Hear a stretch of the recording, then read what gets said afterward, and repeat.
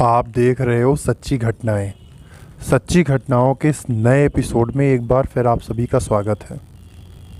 दोस्तों, एक गांव था। उस गांव में एक महिला तांत्रिक आती थी। एक पेड़ के नीचे आकर वह बैठ जाती थी। वह महिला उन गांव वालों की मदद किया करती थी। यदि गांव में किसी भी व्यक्ति को समस्या होती है तो वह उस महिला तांत्रिक के पास आकर अपनी समस्या उससे बताते और उस महिला तांत्रिक पल भर में उनकी समस्या का समाधान कर देती थी। इस तरह से वह गांव वालों की बहुत मदद करती थी। लेकिन वह महिला तांत्रिक अमावस्या और पूर्णिमा के दिन उस गांव में नहीं आती थी। उसी गांव में मोहन नाम का एक आदमी रहता था। वह बहुत गरीब था, उसके पास कोई संतान नहीं थी। मोहन उस महिला तांत्रिक को दूर से ही दूसरों की मदद करते हुए देखता, लेकिन वह कभी खुद उस महिला के पास नहीं जाता था। मोहन ने यह सोचा कि मन ही मन मैं भी इसी तांत्रिक बनूंगा और सिद्धियां हासिल करूंगा। फिर मैं भी गांव वालों की मदद करूंगा। एक दिन मोहन उस महिला तांत्रिक के पास गया और बोला, मैं भी आपकी तरह सिद्धियां प्राप्त करना चाहता हूं। महिला तांत्रिक तुरंत बोली, तुम्हें किस चीज़ की कमी है? हमें बताओ, मैं सब ला कर दूंगी, लेकिन तुम इन सिद्धियों के बारे में सोचना छोड़ दो। मोहन बोला कि नहीं, मुझे सिद्धियां चाहिए, फिर चाहे कुछ भी हो जाए। फिर महिला तांत्रिक ने मोहन से कहा कि ठीक है, लेकिन तुम्हें इसके लिए बहुत लंबी प्रतीक्षा करनी होगी। मोहन ने कहा कि लंबी प्रतीक्षा क्यों करनी होगी? वह महिला तांत्रिक ने कहा कि सिद्धियां प्राप्त करना कोई बच्चों का खेल नहीं है, इसमें बहुत समय लगता है। मोहन बोला कि ठीक है, मैं तैयार हूँ। तांत्रिक ने कहा कि तुम इसी जंगल के रास्ते जाना, तुम्हें एक बच्ची मिलेगी, तुम उसे अपनी बेटी की तरह पालना होगा। जब सिद्धि प्राप्त करने का समय आ जाएगा तब मैं खुद तुम्हारे पास आ जाऊंगी। फिर उस तांत्रिक ने कहा कि अब जाओ। मोहन जंगल के रास्ते जा रहा था कि उसे अचानक एक छोटी सी बच्ची की रोने की आवाज़ सुनाई दी। मोहन ने उस बच्ची को उठा लिया और अपने घर ले गया। उस बच्ची का भरण पोषण अच्छे से करने लगा।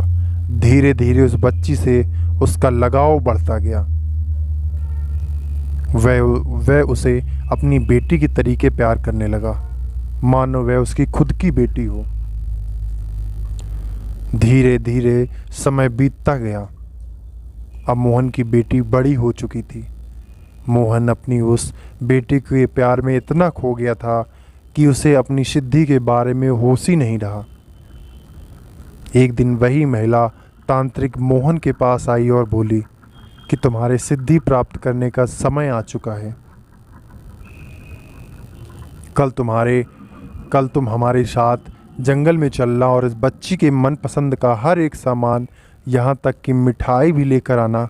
मोहन बोला कि ठीक है। अगले दिन रात के समय मोहन अपनी छोटी सी बेटी को लेकर उस महिला तांत्रिक के साथ जंगल गया। वह महिला तांत्रिक जब अपनी कुटिया के पास पहुंची तो मोहन ने देखा कि आसपास सभी हिंसक जानवर बैठे हुए हैं, लेकिन सब बिल्कुल शांत हैं। वहीं एक जानवर की बलि भी दी हुई है, उसका सिर धड़ से अलग है और खून से नीचे गिर रहा है। वह एक कटोरा खून में था, खून से कटोरा भरा हुआ था।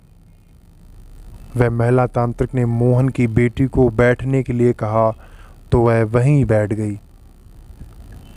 उसके बाद उस बच्ची के मनपसंद की मिठाइयाँ, खिलौने सामने रख दिए गए। फिर उस महिला तांत्रिक ने उस बच्ची को खून से पहले स्नान कराया। उसके बाद उस तांत्रिक ने पूजा की।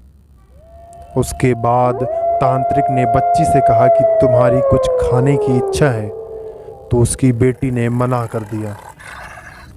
फिर उस महिला ने तांत्रिक ने उस बच्ची का गला धड़ से अलग कर दिया। उसके बाद उस महिला तांत्रिक ने मोहन से कहा कि अब तुम्हें सिद्धि मिल चुकी है, लेकिन एक बात याद रखना कि यह एक सिद्धि नहीं बल्कि एक अभिशाप है।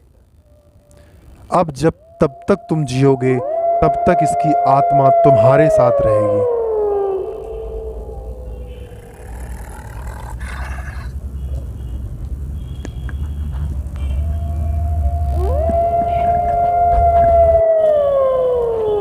यह एक अभिशाप है और जब तक तुम जियोगे तब तक यह तुम्हारे साथ इसकी आत्मा रहेगी।